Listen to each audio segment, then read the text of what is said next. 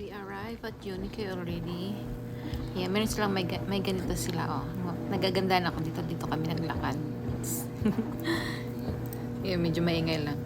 Yeah, palapit na kami doon sa registration area. Yeah, nauuna yung asawa ko. Excited siya. Let's see what's in, kung ano meron dito sa campsite na to.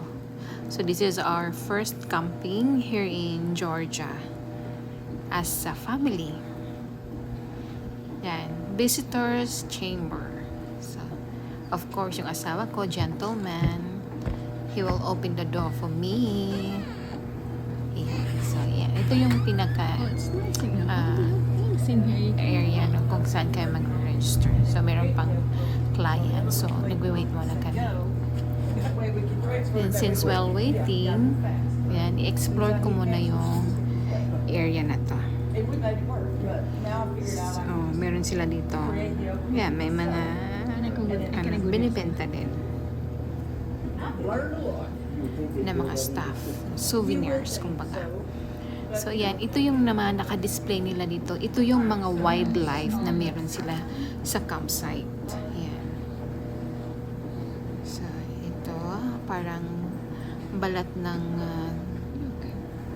bear. Balat ba ng bear? I'm not pretty sure. Tapos, dito din, ibon. Then, there's one. There's some other stuff. Okay. Maganda yung area nila. Then, I have this one with the bear. Yeah. Tapos, meron pa ditong isa na malaking yung mga coyote ata yan siya. Coyote ba yan? Na dogs. Malaking bear. Yeah.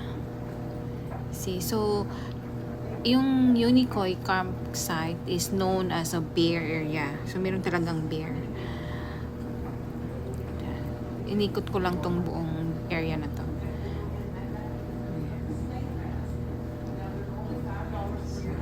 Habang nag-iintay kami sa namin na kami na yung kakausapin nung parang receptionist baga.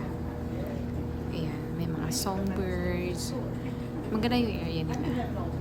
So, ayan, nilibot ko lang to. Anyways, after ko i-explore tong area na to, babalikan ko na si asawa para makapag-register na kami.